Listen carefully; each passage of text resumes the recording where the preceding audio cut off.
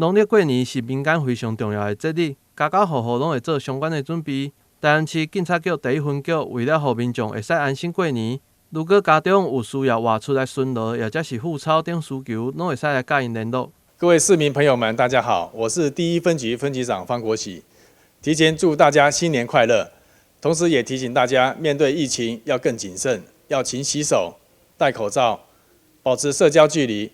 过年期间，警方加强重要节日安全维护工作的3大主轴工作，分别是治安平稳、交通顺畅、民众安心。因此，规划了举家外出的巡逻、护钞、交通疏导及取缔酒驾，也会设置机动派出所。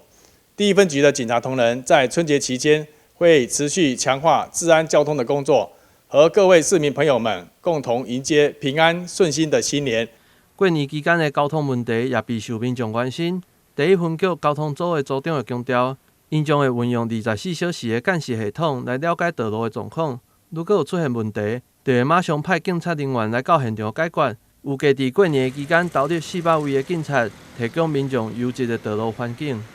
春节连续假期期间，台南市警方会努力做好交通疏导管制，有效防治交通事故，取缔重大恶性违规。台南市政府警察局第1分局届时春节连续假期期间，预计投入警力400人次，协勤义交187人次，加强交通秩序整理及指挥疏导勤务，让民众安心过好年。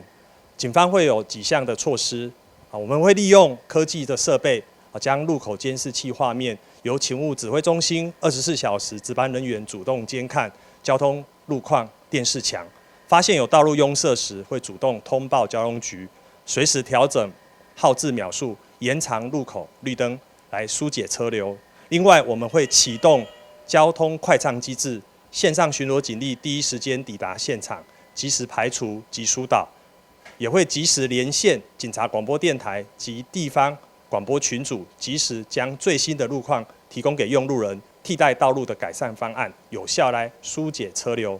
同时，组长也再次呼吁民众在连假期间开车要注意，确保行车的安全。最后提醒大家，连假外出不疲劳驾驶，不要酒驾，不要超速，确实遵守交通规则，行经路口慢看停，礼让行人优先行，行车平安过好年，交通顺畅来团圆。过年期间，警方也无休困，民众如果有需要，嘛会使向当地派出所来联络。但新闻郭博义采访报道。